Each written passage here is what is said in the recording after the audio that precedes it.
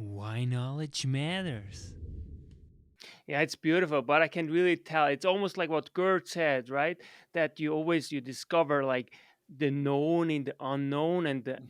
unknown i- the known, right? Somehow. So beautiful.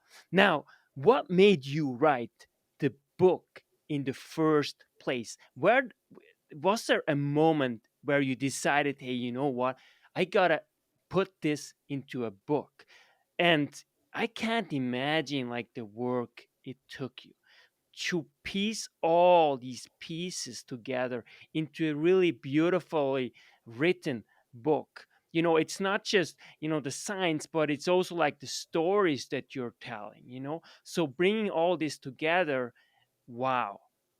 When was the moment that you realized, okay, I want to do it? And then walk us a little bit through how it also felt when you actually started. And did you had like this epiphany then, wow, it's one thing having conceptually the idea of writing a book, but it's a whole other game to actually write it.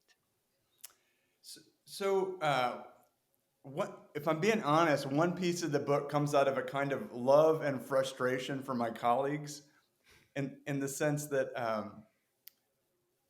when you're working with other ecologists, you can imagine that the whole world is filled with other ecologists that are thousands of us, and like that's the normal way of being.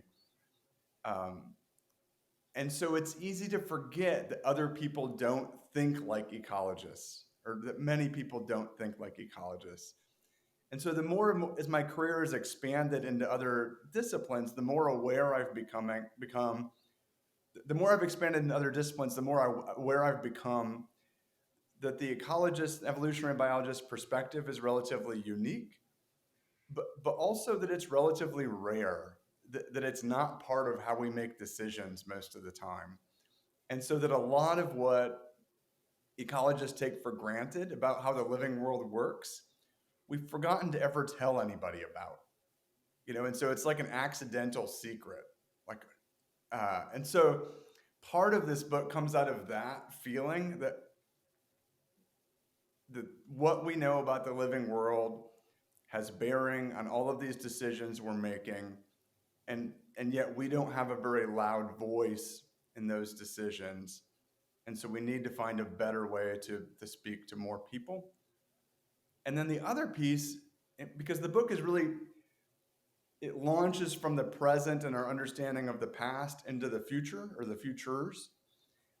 And the other thing I became sort of iteratively aware about of in thinking about the book is that as scientists, most scientists are not super comfortable in thinking about the future, or if we do, we think it's somebody else's job.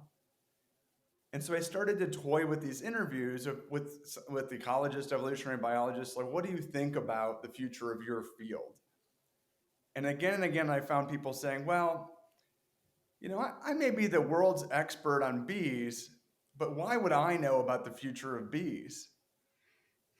And that was really frustrating because if you, as the world expert on bees, don't know about the future of bees, who do you think does know about the future of bees? You're the only, if somebody's going to reach out, it's you. Um, and so these two pieces sort of came together. Like, how do I take what ecologists know about the world as it works and will continue to work and share that?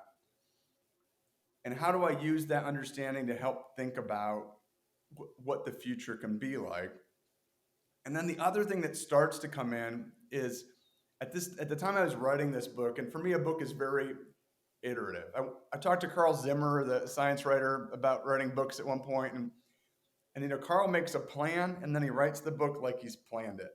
The chapters in the proposal are the chapters in the book. For me, a book is way more like a kind of clay that as I write, like I'm working that clay, I'm reworking that clay. I have an idea of the structure, but the clay is also asserting itself. And when I was writing this book, one of the things that started to assert itself was this idea of thinking about multiple scenarios and lived scenario. And so, how do we build into our way of thinking about the future the idea that there are these different possible futures, and we don't know which one will? will be on, but we get choices between which one we work toward. And so in a way, that's coming from speculative fiction writers. I happen to be talking to one speculative fiction writer a lot while writing the book. And his approach of thinking about, well, why couldn't the world be like that?